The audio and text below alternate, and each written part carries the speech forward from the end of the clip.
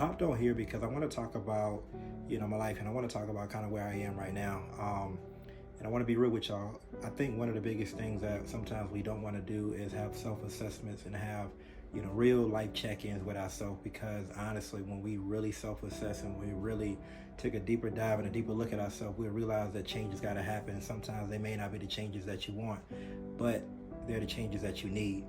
And that's one of the biggest things that honestly I've started to do in this last year of my 20s, because my 20s honestly have been a lot of highs, have been a lot of lows, have been some learning opportunities for sure. And honestly, as I look back over all my years in my 20s, I've realized that I've had a lot of cycles that kept repeating themselves, and honestly I wish they didn't. But the thing about life is you will have cycles that keep repeating themselves and keep repeating themselves over and over and over again. And the reason why they keep repeating themselves, because if you don't learn what you need to learn in that moment, if you don't learn what you need to learn from whatever happened in that particular moment in your life, God is going to keep placing those obstacles and keep placing things in your life that he know may hinder you.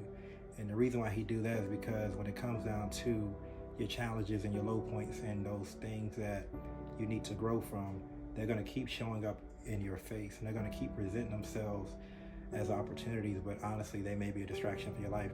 And one thing I want to tell you guys is sometimes distractions may not seem or may not look like a distraction, but you have to self-assess and you have to know yourself, and you have to look at yourself and say, as much as I love XYZ in my life, this may not be the right moment for that in my life. And it doesn't mean that that thing or that person is a bad or a bad thing for your life, but sometimes you just have to be realistic with yourself, and you have to, as much as you may want that thing, that person, that part of your life, you have to pull back and you have to self-assess.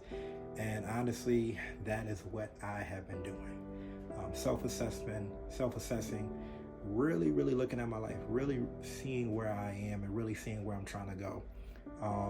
And that's where I am.